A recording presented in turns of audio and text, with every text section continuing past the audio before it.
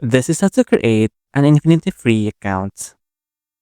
So go to InfinityFree.com and just click register. Then sign up. You can sign up with Google or GitHub for faster registration. So for now, let's go for email address.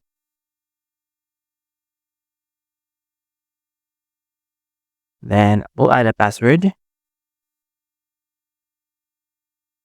And just check this terms of service and click sign up.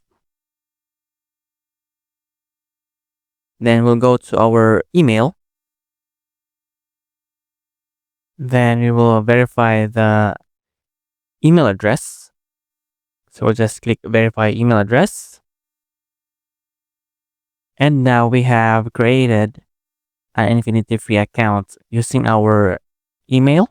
And now you can create your first account, add domains, and start hosting your own website for free.